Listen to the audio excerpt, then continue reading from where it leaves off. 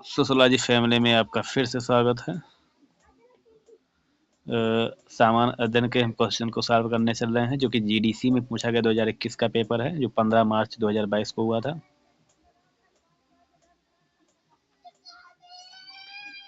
कौन सा सुन लें? अनुच्छेद 52 राष्ट्रपति का निर्वाचन, अनुच्छेद 51 मौलिक कर्तव्य, अनुच्छेद 154 राज्य की कार्यपालिका शक्तियां और अनुच्छेद 165 राज्य का महाधिवक्ता। तो इसमें अनुच्छेद 52 राष्ट्रपति का निर्वाचन गलत है। हमारा अनुच्छेद 52 भाग भारत का एक राष्ट्रपति होगा, निर्वाचन नहीं है। 51 असही है, मौलिक कर्तव्य है, और 154 अनुच्छेद राज्य की कार्यपालिका शक्तियां भी है, और 165 राज्य का महाधिवक्ता भी है। राइट। राष्ट्रपति का निर्वाचन संविधान के अनुच्छेद 54 के अधीन लोकसभा, राज्यसभा, राज्यों की विधानसभाओं, संघ क्षेत्र दिल्ली पुदुचेरी विधानसभा के निर्वाचित सदस्यों द्वारा किया जाता है। ठीक, 52 अनुच्छेद 52 नहीं, अनुच्छेद 54 के अंतर्गत होता है राष्ट्रपति का चुनाव। फिर ये न्यूमेरिकल है, आप सॉल्व कर पाए तो कर लें। 46 22 24, 69 42 27, 79 38। 46 फिर 22 है, तो इसमें से माइनस करना। 46 में से 22 जाएगा 24 आएगा, 69 में 42 27 जाएगा, 79 में से 38 जाएगा 41 आएगा। फिर एक क्वेश्चन, मैथ वाले क्वेश्चन छोड़ते हैं, ठीक, क्योंकि मैथ पूछा भी नहीं जाएगा। मौलिक अधिकारों के संदर्भ में कौन सा कथन सही है? उत्तर देखते हैं डायरेक्ट। संविधान के अनुच्छेद 19 के अधीन 6 प्रकार की स्वतंत्रता को बंद किया गया। अनुच्छेद 19(1) जी में भारत के सभी नागरिकों को किसी भी पेशा या व्यवसाय करने का अधिकार सुरक्षित करता है, एक कथन सही है। अनुच्छेद 19 के अधीन प्रदत्त स्वतंत्रता निरपेक्ष नहीं है, अर्थात राज्य एक आधारों पर इन पर प्रतिबंध लगा सकता है। स्टेट ऑफ आंध्र प्रदेश बनाम मैकडोवेल एंड कंपनी 1996 के बाद में सर्वोच्च न्यायालय द्वारा अभिनिर्धारित किया गया कि मादक द्रव्यों के व्यापार और व्यवसाय हेतु मूल अधिकार का दावा नहीं किया जा सकता। दोनों कथन सही हैं इस प्रकार से। नेक्स्ट है कि इस गवर्नर जनरल के कार्यकाल में प्राचीन स्मारक संरक्षण अधिनियम पारित हुआ, तो है लॉर्ड कर्जन। राइट, 1994 में यह संरक्षण अधिनियम पारित हुआ है, लॉर्ड कर्जन के समय पारित किया गया है। एंट्रापी मतलब फिजिक्स मतलब विज्ञान क्वेश्चन है, इसको भी हम नहीं सॉल्व करेंगे। जो हम यूपीएचएससी से रिलेटेड रहेगा केवल उसी को हम पढ़ेंगे, बाकी सारे क्वेश्चन छोड़ते चलेंगे। राइट, इसको भी हम नहीं सॉल्व करेंगे। ये हो सकता है एनवायरमेंटल में पूछ लिया जाए, तो मत्स्य पालन देख लेंगे। मत्स्य पालन मछली से रिलेटेड होता है, फूलों की खेती फूल से, रेशम कीड़ों का पालन रेशम से, अंगूर खेती अंगूर से। बहुत इजी है। फिर हाल में किस संस्थान में एक नया ड्रोन अनुसंधान केंद्र खोला गया है? ये हमारा उस समय जीके का था, तो था आईआईटी रुड़की। एरो इंडिया 2021 संदर्भ में कौन सा कथन सही है? इसका आयोजन बेंगलुरु में किया गया था, इसमें 55 देशों के प्रतिनिधियों ने भाग लिया। हमारा केवल एक सही है, इसका आयोजन बेंगलुरु में किया गया था।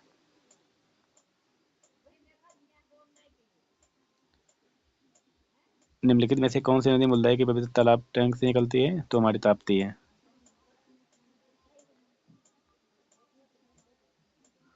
ये हमारा मैथ क्वेश्चन है। स्वराज पार्टी गठन से संबंधित थे सुभाष चंद्र बोस, सीआर दास, जवाहरलाल स्वराज चित्तरंजन दास थे, और मोतीलाल नेहरू थे। 2 और 4 पहला राइट होगा। मंडलों में प्रवेश को लेकर 1922 में कांग्रेस के गया अधिवेशन में मोतीलाल नेहरू और सीआर दास की योजना को बहुमत से अस्वीकार कर दिया गया। फलस्वरूप मार्च 1923 में चित्तरंजन दास और मोतीलाल नेहरू ने इलाहाबाद में कांग्रेस खिलाफत स्वराज पार्टी की स्थापना की। ये सामान्यतः स्वराज पार्टी के नाम से जाना जाता है। राइट। जुलू जनजातियां निम्नलिखित राष्ट्र में किसमें पाई जाती है? न्यूजीलैंड में, ऑस्ट्रेलिया, मोरक्को, साउथ अफ्रीका में। जुलू जनजातियां हमारा साउथ अफ्रीका में निवास करने वाली जनजातियां हैं। नेक्स्ट है, इसको भी हम, ये रीजनिंग है, रीजनिंग को नहीं भी हल करेंगे, इसको हल कर लेते हैं। हो सकता है इन्वायरमेंटल पूछ ले। हाइड्रोजन ईंधन वाहन निम्नलिखित रसायन से किसको उत्सर्जक के रूप में पैदा करते हैं? तो हमारा है जल।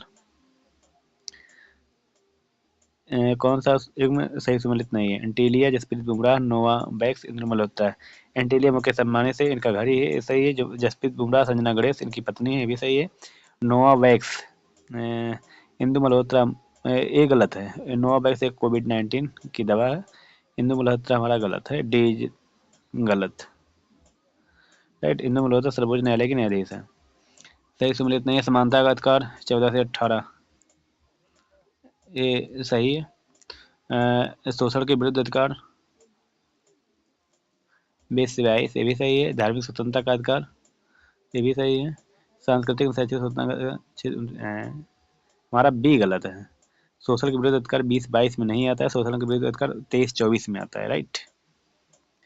बाकी सब सही है। मूल संविधान के भाग 3 में 6 प्रकार के अधिकारों को बंद किया गया, जिसमें अनुच्छेद 19 से 22 स्वतंत्रता अधिकारों को रखा गया है। अधिकतर रेगिस्तानी पौधे रात के समय पुष्पित होते हैं। उनमें फूल खिलना कम तापमान द्वारा नियंत्रित होता है, चंद्रमा की दिशाओं के प्रति संवेदनशील है। रेगिस्तानी कीड़े दिन के समय फूलों को खा जाते हैं। रात के समय से डी वाला राइट होगा। डी, अधिकतर रेगिस्तानी पौधे रात के समय पुष्पित होते हैं क्योंकि रेगिस्तानी कीड़े जो कि रात में सक्रिय होते हैं परागण में मदद करते हैं, और इस तरह के कीड़े प्रजनन को बढ़ावा देते हैं। चूंकि ये फूल पानी की कमी के कारण तैयार क्लोरोफिल से बनते हैं, इसलिए ये हल्के रंग या सफेद रंग के होते हैं। पुष्प रात में उड़ने वाले कीड़े को अपनी गंध के कारण अपनी ओर आकर्षित करते हैं। इसके अतिरिक्त तापमान कम होने के कारण कीड़ों की सक्रियता तथा फूलों के खिलने के लिए मौसम भी उपयुक्त होता है। नीचे देखो तो से ना ऋग्वेद में ऋग्वेद को अष्टक भी कहा जाता है। सी दोनों सही है। संपूर्ण ऋग्वेद 10 खंडों में विभक्त है, जिसे मंडल कहते हैं। ऋग्वेद का एक अन्य विभाजन अष्टक 8 अध्याय 64 वग्र 21-12 मंत्र 10,552 के रूप में किया गया है। ऋग्वेद में सूक्तों की संख्या 1017 है। यदि वालखिल या प्रशिष्ट भी जोड़ दिया जाए तो ऋग्वेद में सूक्तों की कुल संख्या 1028 है। बैलाडेला चिकमगलूर मयूरभंज सिंहभूम। बैलाडेला हमारा छत्तीसगढ़ से रिलेटेड है, चिकमगलूर कर्नाटक से, मयूरभंज उड़ीसा से, सिंहभूम झारखंड से, राइट। नेक्स्ट है क्वाड समूह का हिस्सा नहीं है कतर, भारत, ऑस्ट्रेलिया, जापान। तो कतर नहीं है, बाकी इंडिया, ऑस्ट्रेलिया, जापान है। कतर क्वाड समूह का हिस्सा नहीं है। क्वाड ऑस्ट्रेलिया, संयुक्त राज्य अमेरिका, भारत और जापान के बीच एक रणनीतिक सुरक्षा संवाद है, जिसे सदस्य देशों के बीच वार्ता द्वारा बनाए रखा जाता है। 2007 में जापान के तत्कालीन प्रधानमंत्री शिंजो आबे ने इसे क्वाड का औपचारिक नाम दिया। क्वाड समूह का औपचारिक गठन नवंबर 2017 में हिंद प्रशांत क्षेत्र की सुरक्षा हेतु किया गया था। इसकी पहली बैठक 2017 में संपन्न हुई। चैलेंजर गर्द डाल्फिन उभार, चैलेंजर उभार चागोस कटक। चैलेंजर गर्द उत्तरी पूर्वी प्रशांत महासागर, डाल्फिन उभार उत्तरी अटलांटिक महासागर, चैलेंजर उभार निचली अटलांटिक महासागर, चागोस कटक हिंद महासागर से रिलेटेड है, राइट। नेक्स्ट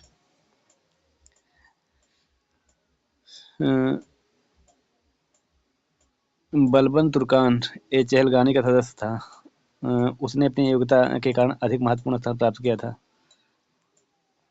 बी, ए और आर दोनों सही है। आर एक सही व्याख्या नहीं करता। ये इसको हम नहीं हल करेंगे, ये विज्ञान से रिलेटेड है। भारत के नए सैन्य अभियान का महानिदेशक नियुक्त किया गया है। बी.एस. राजू हैं। फरवरी 2021 में बी.एस. राजू के नए सैन्य अभियान के महानिदेशक नियुक्त किया गया। इसमें इससे पहले श्री राजू श्रीनगर की चिनार कोर के general officer in commander lieutenant थे।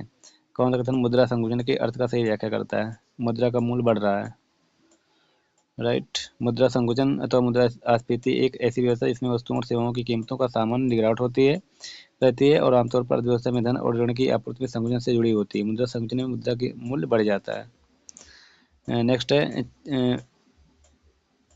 जिसे इस समय अपने देश की मुद्रा का मूल्य बढ़ा मतलब है कि अमेरिका डॉलर मजबूत हुआ है, अपना देश की रुपया कमजोर हुई है, राइट। मराठा चौथ और देशमुखी के रूप में कर वसूल करते थे। नेक्स्ट 1761 मराठों ने 1761 में पानीपत के द्वितीय युद्ध में भाग लिया।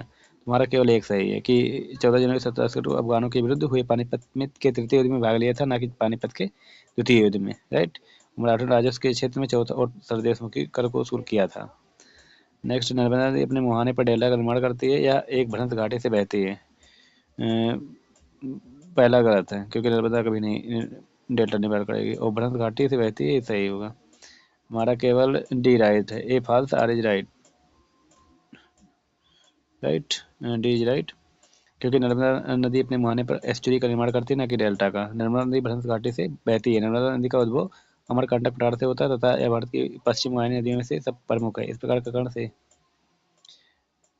राइट हमारा खत्म हुआ। हम सेकंड पेपर चलते हैं जीआईसी का, तो जो 2021 में होता है 19 सितंबर 2021 को, राइट। तो इसमें पहला क्वेश्चन है हड़प्पी प्रस्थल बनावली किस नदी पर स्थित है? तो हमारा रंगोई हड़प्पी पुरास्थल बनावली हरियाणा के हिसार जिले में रंगोई नदी पर स्थित है, जिसका उत्खनन 1974 में रविंद्र सिंह बिष्ट ने कराया था। घग्गर नदी पर कालीबंगा, राखीगढ़ी, सतलज नदी पर रोपड़ पुरास्थल स्थित है, जबकि चौतांग नदी हरियाणा राज्य में एक मौसमी नदी है जो यमुना की सहायक नदी है। बाणभट्ट ने हर्षित में किस मौर्यकालीन शासक का उल्लेख किया है? तो है बृहद्रथ। बाणभट्ट पुष्पभीत वंश के राजा हर्ष के दरबारी कवि थे, जिसने अपनी रचना हर्षित में अंतिम मौर्य शासक बृहद्रथ को प्रज्ञा दुर्बल बुद्धिहीन शासक कहा है। इनकी अन्य पुस्तकें कादम्बरी, मुक्तादित्य, चंडी शतक हैं। काबिल एवं थॉमस ने हर्षित का अंग्रेजी में अनुवाद किया है। राजानक, शंकरगढ़ कंठ, रंगनाथ, रूचक तथा शंकर हर्षित के टीकाकार थे। निम्नलिखित में से दिल्ली के किस सुल्तान ने अमानवीय दंड देना बंद कर दिया था? सी. फिरोज शाह तुगलक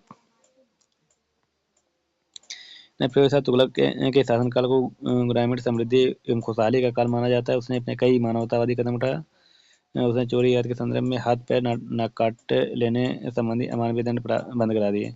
बर्नी के अनुसार फिरोज ने सियासत मृत्युदंड पर निषेध कर दिया, जो उसके शासन में स्थिरता लाने का सबसे बड़ा कारण था। उसने घोषणा की बिना किसी उचित कारण के किसी भी मुसलमान का रक्त नहीं बहाया जाएगा। फिरोज के अनुसार राज्य का काम केवल दंड देना कर वसूलना ही नहीं है, बल्कि वह एक कल्याणकारी संस्था है। वह कौन सा प्रथम मुगल बादशाह था जो अंग्रेजों का पेंशन भोगी बना? शाह आलम द्वितीय था। शाह आलम द्वितीय 1772 ईस्वी में मराठों के संरक्षण में दिल्ली पहुंचा। 1803 ईस्वी में उनका संरक्षण स्वीकार किया। गुलाम कादिर ने 1788 ईस्वी में शाह आलम द्वितीय को अंधा बना दिया। 1803 ईस्वी में अंग्रेज सेनापति लोक ने दौलत राव सिंधिया को पराजित किया तथा शाह आलम द्वितीय ने अंग्रेजों की अधीनता को पराजित किया तथा शाह आलम द्वितीय ने अंग्रेजों की अधीनता को स्वीकार कर लिया। भारतीय राष्ट्रीय कांग्रेस में सम्मिलित होने के लिए सुभाष चंद्र बोस को किसने प्रेरित किया है?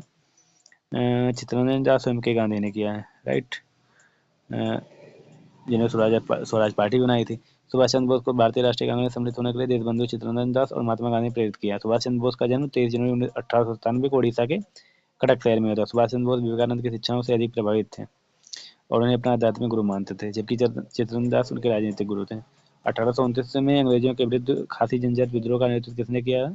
तो तिरोध सिंह ने किया है। 1829 में अंग्रेजों के विरुद्ध खासी जनजात विद्रोह का नेतृत्व तीरथ सिंह ने किया था। मेघालय के जयंतिया और गारो पहाड़ियों के बीच खासी लोग निवास करते थे। 1824 में ब्रह्मपुत्र नदी घाटी क्षेत्र में अंग्रेजों का अधिकार हो गया और इस क्षेत्र को सिलाहट से जोड़ने के लिए एक सड़क बनाने की योजना बनाई गई। इस सड़क के विरोध में तीरथ सिंह ने 1829 ईस्वी में अपने 10,000 साथियों के साथ विद्रोह कर दिया। सिद्धू और कानू संथाल विद्रोह 1855-56 में हुआ। ये यूजीसी नेट में खूब पूछा जाता है। क्रमशः पागलपंथी विद्रोह 1831 में हुआ है। बिरसा मुंडा विद्रोह या उलूपन विद्रोह 1895-1900 में। ये सब सोशोलॉजी क्वेश्चन है। सिद्धू कानू और बिरसा मुंडा ये बहुत सारे पूछे जाते हैं सोशोलॉजी में। कौन हड़प्पी पुरास्थल उत्तर प्रदेश में स्थित नहीं है?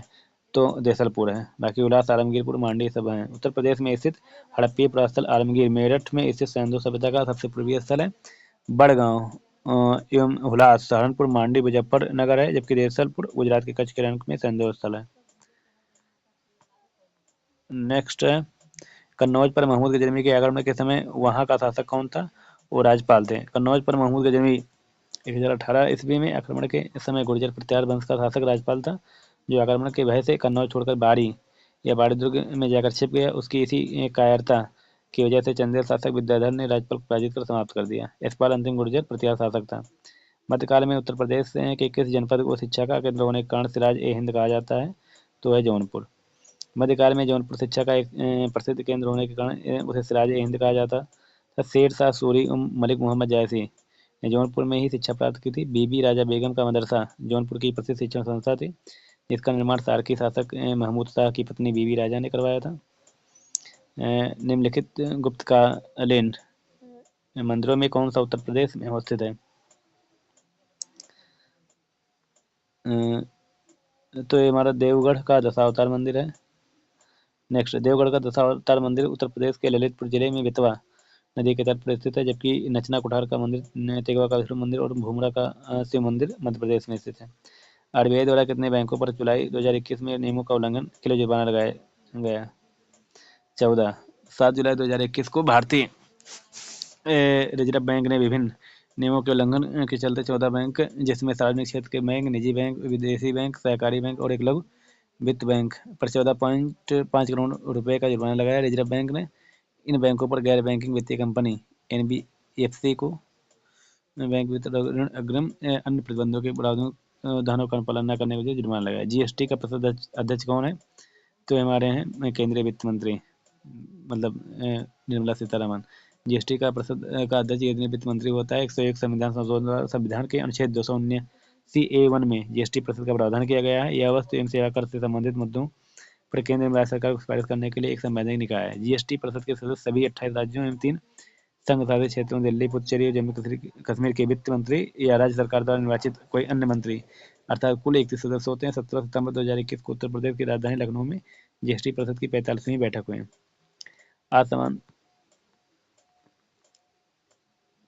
असमानता वायरस वैश्विक रिपोर्ट ऑक्सफैम इंटरनेशनल द्वारा जारी किया गया रिपोर्ट में बताया गया कि कोविड-19 महामारी ने भारत और दुनिया भर की मौजूदा असमानताओं में अत्यधिक वृद्धि की है।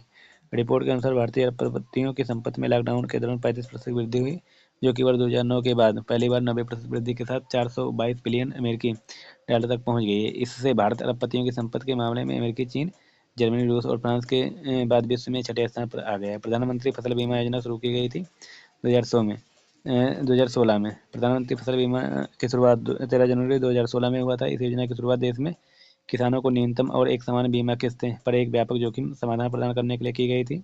योजना के तहत किसानों द्वारा दी जाने वाली निर्धारित बीमा किस्त प्रीमियम खरीफ की सभी फसलों के लिए 2% और रबी फसलों के लिए 1.5% है। वार्षिक, वाणिज्यिक तथा बागवानी फसलों के मामलों में बीमा किस्त 5% है। जनवरी 2021 में इस योजना के 5 वर्ष पूरे हुए। वर्तमान में प्रधानमंत्री फसल बीमा योजना 2 कार्यान्वित की जा रही है। निम्नलिखित में से कौन सा एक भारत निर्माण योजना का संगठक नहीं है? सी, ग्रामीण उद्योग। 16 दिसंबर 2005 को गाँव की ओर से एक कदम की नीति को स्वीकार करते हुए केंद्र सरकार ने भारत निर्माण योजना की शुरुआत की। इस योजना का लक्ष्य ग्रामीण क्षेत्रों में बुनियादी ढांचे का विकास करना है। यह योजना मुख्यतः 6 क्षेत्रों पर केंद्रित है। सिंचाई को सुनिश्चित करना, सभी गाँवों को सड़कों पर से जोड़ना, सभी को आवास उपलब्ध कराना, गाँव में पीने का पानी को सुनिश्चित करना, गाँव में बिजली की आपूर्ति, ग्रामीण संचार।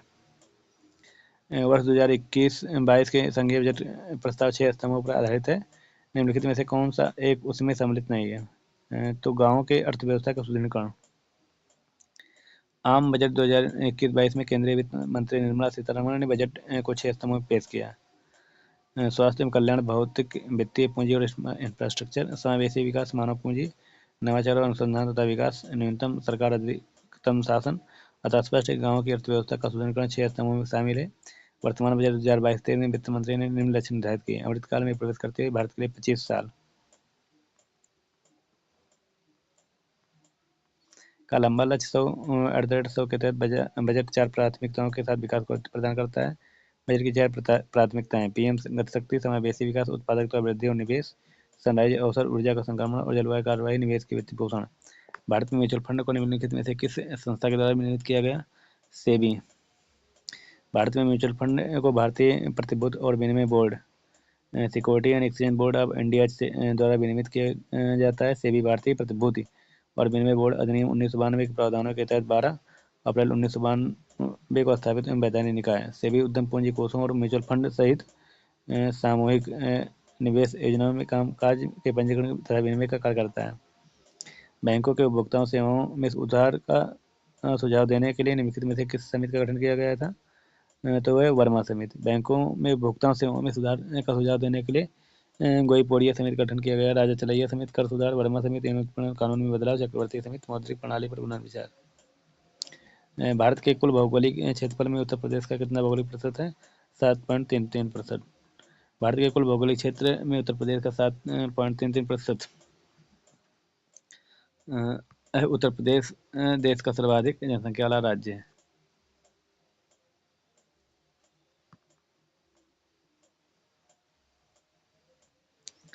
मध्य प्रदेश का कौन सा शहर मार्च 2020 को राज्य की जीडीपी और प्रति व्यक्ति आय के मामले में शीर्ष स्थान पर है?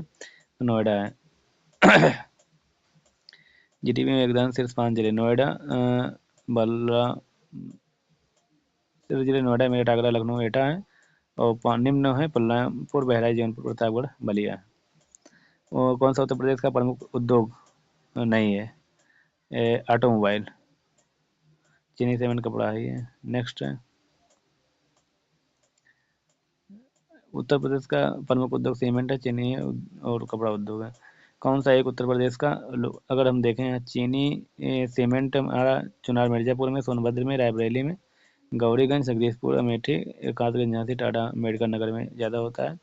और चीनी उद्योग मेरठ, सहारनपुर, गाजियाबाद, गोरखपुर, लखीमपुर खीरी, साहगंज, मुरादाबाद, अयोध्या, कानपुर, वाराणसी, पीलीभीत में होता है। कपड़ा उद्योग देखें तो कानपुर, मेरठ में होता है। टाटा, महानगर, मगहर, देवबंद, धामपुर, सिकंदराबाद, गोरखपुर, मऊ, ये सब सूती वस्तु को तैयार करते हैं। कौन सा एक उत्तर प्रदेश का लोक नृत्य है? जैता। जैता उत्तर प्रदेश का लोक नृत्य है, जबकि सिंगमो, घोड़े और मडवानी महाराष्ट्र के लोक नृत्य हैं। ये लोक नृत्य मराठा लड़कों के सम्मान में दशहरे के अवसर पर मनाया जाता है, जबकि सिम्मो, घोड़े, मोडनी गोवा का उत्सव है। 12वें वित्त आयोग का अध्यक्ष कौन है? तो हमारे श्री रंगराजन थे। 12वें वित्त आयोग के अध्यक्ष डॉक्टर श्री रंगराजन 2005-2010 थे। केसी पंत 10वां 1995-2000 और के संतानम दूसरे 1957 से 62 वित्त आयोग के अध्यक्ष हैं, जबकि राज मन्नार समिति का गठन 1970 के केंद्रीय राज्यों के बीच विवादों को सुलझाने के लिए किया गया था। वर्तमान में 15वें वित्त आयोग 2021 से 26 के अध्यक्ष एन के सिंह हैं, मतलब अभी भी हैं। मिलान करना है। आसाम, छत्तीसगढ़, हिमाचल प्रदेश, उत्तर प्रदेश। इसमें पूछा था राज्यसभा की सीटों की संख्या। 8, 5, 3, 31। 31 तो उत्तर प्रदेश की है, राइट। हम देख लेते हैं। असम की 7 थी, छत्तीसगढ़ की 5 थी, हिमाचल प्रदेश की 3 थी, उत्तर प्रदेश की 31 थी, राइट। नीति निदेशक तत्वों का कौन सा अनुच्छेद राज्य को निर्देशित करता है कि वे उद्योगों के प्रबंधन के कामगारों की सहभागिता सुनिश्चित करेंगे? 43A भारतीय संविधान के भाग 4 में राज्य के नीति निदेशक तत्वों का प्रावधान है। अनुच्छेद 43A राज्य को निर्देशित करता है कि वह उद्योगों के प्रबंधन में कामगारों की सहभागिता को सुनिश्चित करें। इस अनुच्छेद को संविधान में 42वें संविधान संशोधन अधिनियम 1976 द्वारा शामिल किया गया है। अनुच्छेद 38 राज्य लोक कल्याण की अभिवृद्धि के लिए सामाजिक व्यवस्था बनाए। अनुच्छेद 39A है सामान्य और निःशुल्क विधिक सहायता। अनुच्छेद 45 है 6 वर्ष से कम आयु के बच्चों की बाल्यावस्था के देखरेख एवं शिक्षा के लिए प्रावधान करता है। उत्तर प्रदेश में विधान परिषद वित्त विधेयक को कितने दिन विलंबित कर सकती है? तो ये है 14 दिन तक। अनुच्छेद 198 के अनुसार धन विधेयक को सिर्फ विधान सभा में पुनः स्थापित किया जा सकता है। विधान परिषद न ही इसको अस्वीकृत कर सकती है और न ही 14 दिन से अधिक समय तक रोक सकती है। 14 दिनों के बाद विधेयक को परिषद से स्वतः ही पारित मान लिया जाएगा। भारतीय संविधान के किस अनुच्छेद के तहत उत्तर प्रदेश में महाधिवक्ता की नियुक्ति होती है? तो अनुच्छेद 165 के तहत। भारतीय संविधान के अनुच्छेद 165 के तहत उत्तर प्रदेश का राज्यपाल उच्च न्यायालय का न्यायाधीश नियुक्त होने के लिए आहरित किसी व्यक्ति को राज्य का महाधिवक्ता नियुक्त करता है। महाधिवक्ता राज्यपाल के प्रसाद पर्यंत पद धारण करेगा और ऐसा पारिश्रमिक प्राप्त करेगा जो राज्यपाल अवधारित करे। महाधिवक्ता राज्य की विधानसभा या विधान परिषद अथवा दोनों में सदनों की कार्यवाही में भाग ले सकता है, परंतु वह मत देने का अधिकारी नहीं है। अनुच्छेद 166 राज्य की सरकार के कार्य के संचालन का प्रावधान है। अनुच्छेद 167 राज्यपाल को जानकारी देने आदि के संबंध में मुख्यमंत्री के कर्तव्य। अनुच्छेद 168 राज्य के एक विधानमंडल का प्रावधान है। यह विधानमंडल राज्यपाल तथा एक या दोनों सदनों से मिलकर बनता है। मौलिक कर्तव्यों को भारतीय संविधान में 42वें संविधान संशोधन अधिनियम 1976 द्वारा निम्नलिखित की सिफारिशों के अनुसार जोड़ा गया है। यह स्वर्ण सिंह समिति। पूर्व सोवियत संघ के संविधान से प्रेरित होकर भारतीय संविधान में 42वें संविधान संशोधन अधिनियम 1976 द्वारा भाग 4 के अंतर्गत अनुच्छेद 51 का को शामिल किया गया। सरदार स्वर्ण सिंह समिति की सिफारिश पर इसे भारतीय संविधान में शामिल किया गया। कुल 11 कर्तव्यों को शामिल किया गया है। बाढ़, लारा, कुटकी, गाडरवारा। बाढ़ बिहार, लारा छत्तीसगढ़, कुटकी कर्नाटक, गाड़ावार मध्य प्रदेश। लावा मैग्नीज, तांबा, बॉक्साइट। तो ये हमारे हैं लावा इटाबिरा, मैग्नीज चिताउरा, तांबा सडबरी, बॉक्साइट बाइपा। निम्नलिखित में से किस देश से होकर भूमध्य रेखा नहीं गुजरती है?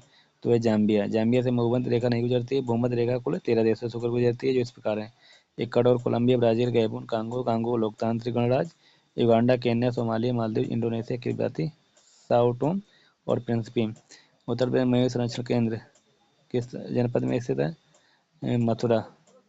उत्तर प्रदेश मथुरा जनपद के मयूर संरक्षण केंद्र स्थित है।